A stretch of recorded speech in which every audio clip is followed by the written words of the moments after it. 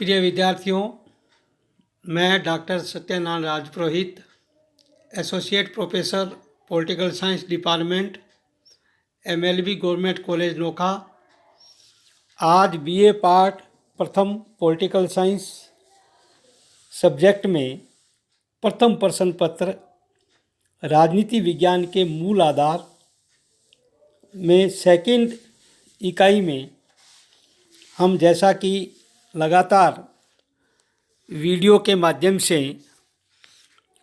आपको विषय के बारे में जानकारी प्रदान करे थे, उसी क्रम में आज हम राज्य की प्रकृति के संबंध में सावयव सिद्धांत के बारे में चर्चा करेंगे। विद्यार्थियों, राजनीति विज्ञान विषय में राज्य का स्वरूप क्या है, यह एक जटिल प्रश्न है। राजनीति विज्ञान के विभिन्न विद्वानों में राज्य के कार्यक्षेत्र और स्वरूप को लेकर वैसे ही विवाद है जैसे कि पृथ्वी गोल है या चपटी है। प्रत्येक विचारक ने अपने अपने दृष्टिकोण के अनुसार राज्य पर विचार किया है। व्यक्तिवादी विचारक राज्य को एक आवश्यक बुराई मानते हैं, तो अराजकतावादी राज्य को एक अनावश्यक संस्था मानते हैं। विधि शास्त्री एक कानूनी संगठन के रूप में मानते हैं। इस प्रकार विभिन्न विद्वानों ने राज्य की प्रकृति के संबंध में विभिन्न सिद्धांतों का प्रतिपादन किया है। राज्य के स्वरूप के बारे में हाफ्स, लॉक, रूसो और बेंथम जैसे विचारक राज्य को एक कृत्रिम यंत्र के रूप में मानते हैं। यंत्र या मशीन एक कृत्रिम रचना है। जिस प्रकार हम हमारी आवश्यकताओं की पूर्ति के लिए यंत्र का आविष्कार करते हैं, उसी प्रकार हाफ्स, लॉक, रूसो जैसे सामाजिक समझौतावादी विचारक ये कहते हैं कि राज्य भी एक यंत्र के समान है। मार्क्सवादी विचारक राज्य को एक वर्ग संगठन के रूप में मानते हैं। कार्ल मार्क्स के अनुसार राज्य एक वर्ग के हितों को सुरक्षित रखने का या अन्य वर्गों का शोषण करने का एक साधन मात्र है। राज्य पूंजीपतियों का एक संगठन है जो मजदूर वर्ग का शोषण करता है। जीवशास्त्रीय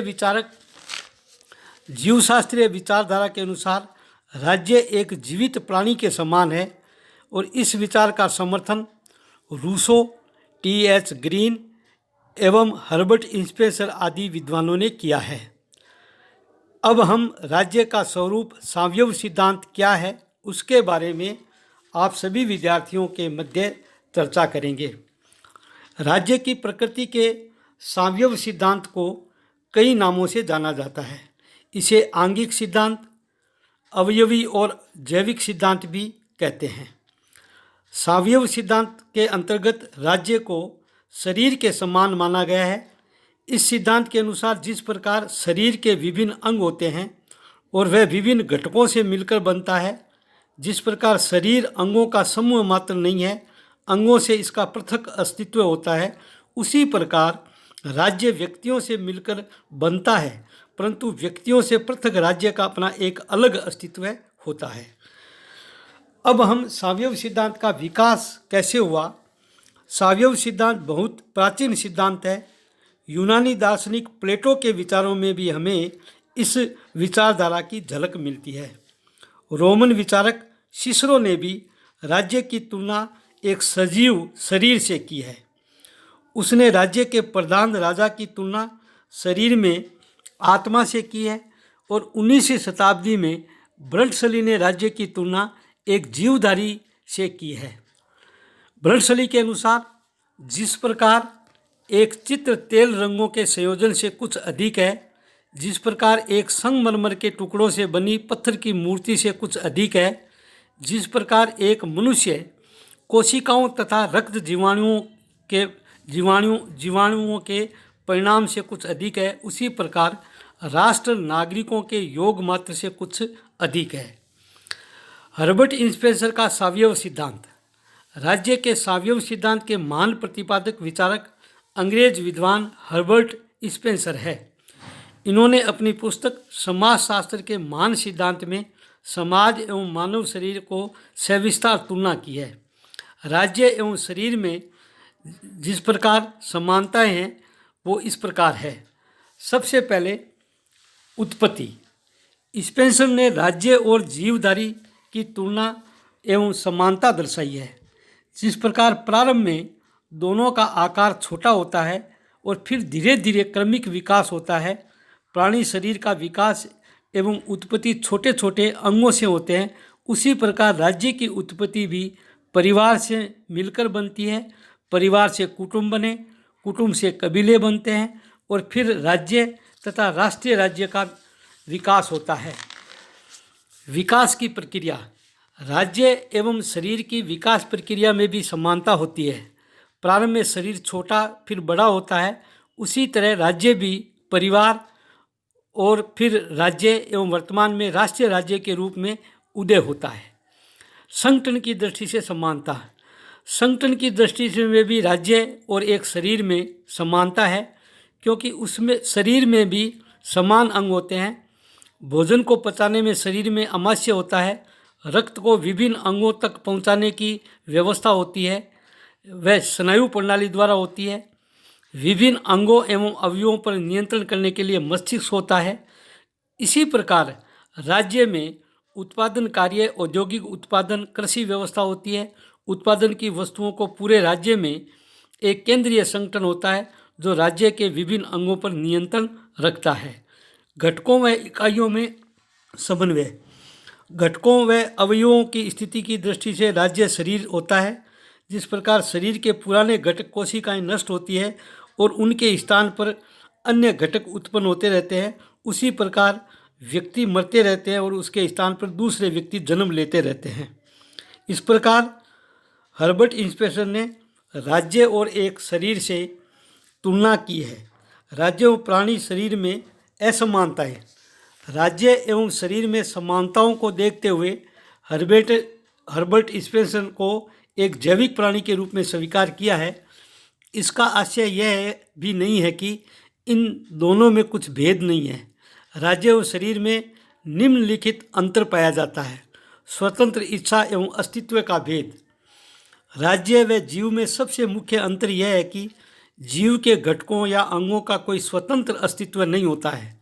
जीव में अंग चेतना रहित एवं निर्जीव होते हैं, उनकी कोई इच्छा नहीं होती है।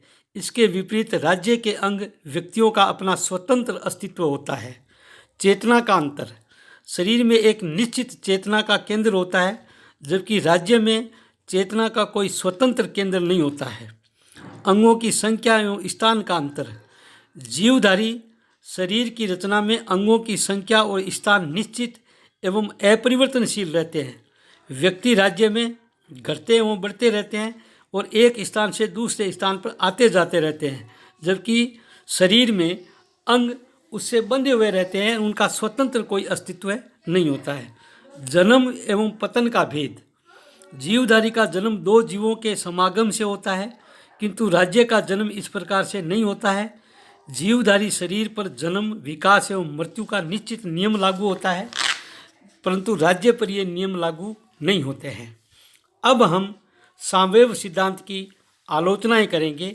यद्यपि साहित्यिक दृष्टि से राज्य व प्राणी शरीर की तुलना रुचिकर एवं सुंदर प्रतीत होती है, जेलिनेक ने लिखा है कि इस सिद्धांत को मानने से घातक परिणाम निकलते हैं। हमारे लिए यह अच्छा होगा कि इस सिद्धांत को हम पूर्णतः स्वीकार कर दें। राज्य व प्राणी शरीर में विकास प्रक्रिया असमान होती है। एक प्राणी शरीर के विकास के निश्चित नियम होते हैं। राज्य के विकास में इस प्रकार के कोई निश्चित नियम नहीं होते हैं। नए राज्य का भी अंत होता है। राज्य के विकास का क्रम भी निश्चित नहीं होता है। राज्य बाह्य आक्रमणों के द्वारा भी राज्य का विस्तार कर लेता है, लेकिन शरीर के लिए यह समानता नहीं है। निरंकुशता का दर्शन। सामवेव सिद्धांत में निरंकुशता के बीज निहित है। यदि राज्य को शरीर एवं व्यक्ति को अंग मान लिया जाए तो राज्य में व्यक्ति साधन बनकर रह जाएगा। इस सिद्धांत की आलोचना सबसे अधिक घातक है। अंगों की संबंधता का भेद। शरीर में अंग उससे संबंध रखते हैं। अंग शरीर से पृथक नहीं हो सकते हैं। परंतु राज्य के विभिन्न अंग व्यक्ति से अलग रहते हैं और उनका अस्तित्व भी स्वतंत्र होता है। इस प्रकार सावियम सिद्धांत की विभिन्न विद्वानों ने इसकी आलोचना की है। यहीं अध्याय प्रश्न समाप्त होता है। जय हिंद। विद्यार्थियों से मेरा निवेदन कि इस वीडियो को ज़्यादा से ज़्यादा संख्या में सब्सक्राइब और शेयर करें। धन्यवाद। जय हिंद।